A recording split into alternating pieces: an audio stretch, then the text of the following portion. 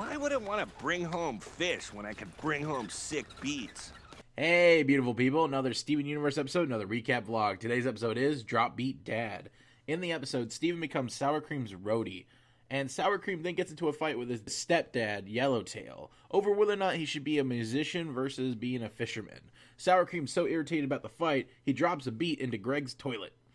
While in the toilet, Marty shows up on his big, giant, shiny bus.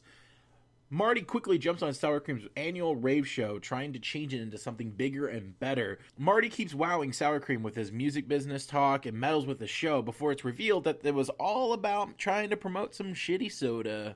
Ugh.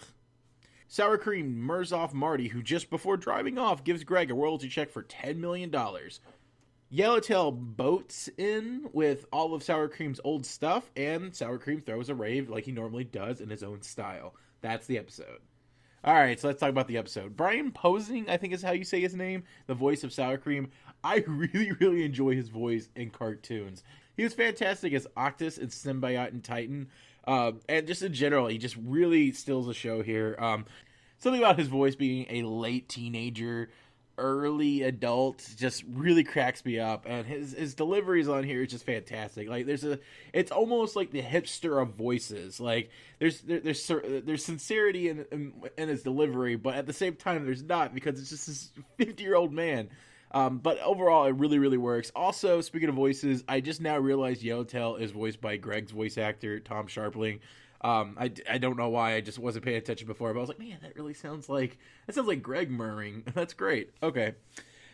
So the return of Marty, which looks like a Simpsons character at this point, with the giant overbite, and just Marty always kind of looked off. Before, in the past episodes, he was clearly designed to make him look like an asshole. Like, he had sharp teeth. He was supposed to be this villainous thing. It was a little too much. And now they kind of carry that over here now, where he's more detailed than any other character, and it's really off-putting, but it might be kind of the point. He's supposed to stick out like a sore thumb in the sense that he does not fit in Beach City and the ideas of Beach City. So that's really cool that they kind of, like, visually you already know something's off.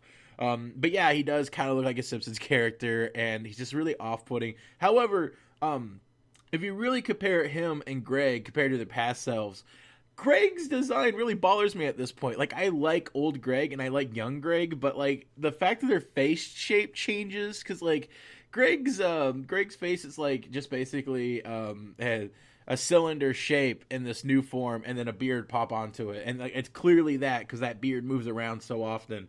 But in the old version, Greg had, or the younger version of Greg has a clearly Steven design look to him.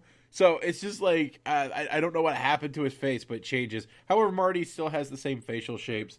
And I thought it was really kind of cute / funny that Steven couldn't tell that the two are related. However, everyone else could, because the internet pieced this one together so quickly. And I love that the show is able to just drop hints and then reveal it as it's needed versus being very blatant about it. It's just kind of like, okay, if you picked it up before, awesome. Now, if you didn't, well, here you go.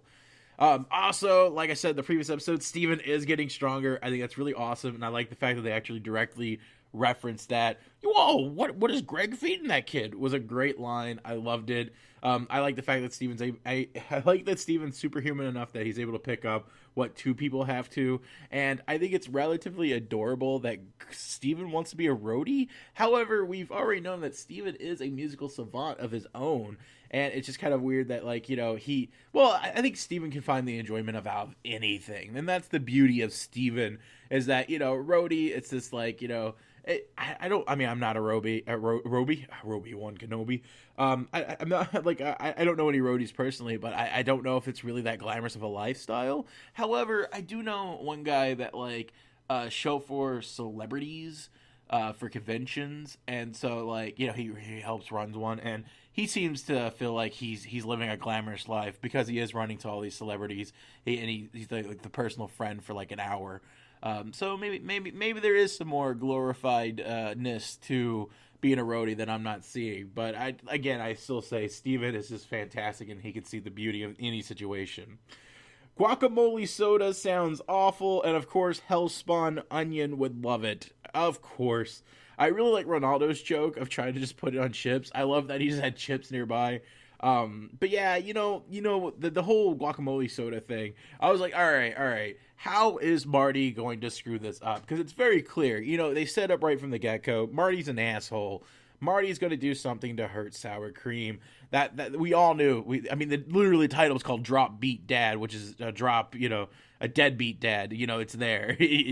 And we knew something was going to happen, and I wasn't expecting it to become an advertisement thing for soda. So good on you, episode, for kind of still throwing a curveball at me. I just didn't know what he was going to do. I was half expecting it to be like he brings in a different guest or something along the lines of that. And I like that speech that was leading up to making it sound like it was something personal and something that he was actually doing as a good person, and then it's just the soda.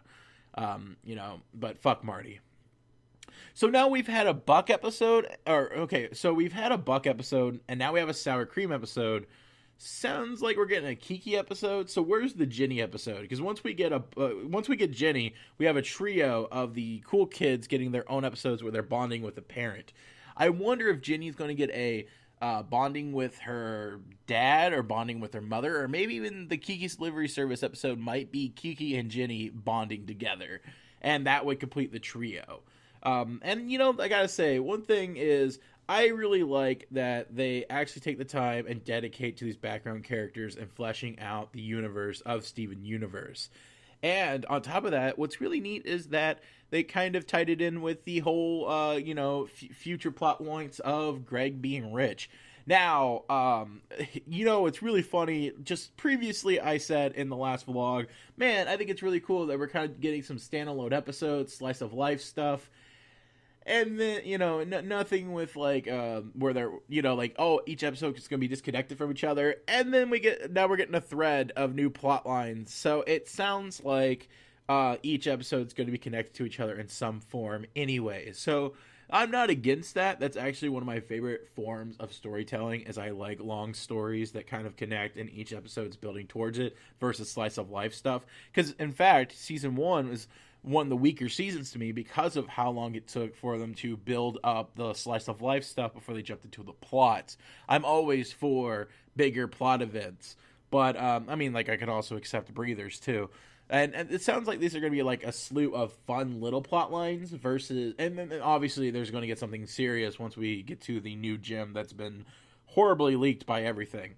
But yeah, so I hope you guys enjoyed this vlog. Please let me know in the comments down below, and I will see you guys tomorrow with the next episode, which I think it's Mr. Greg. I didn't double check, but yeah, so see you guys soon.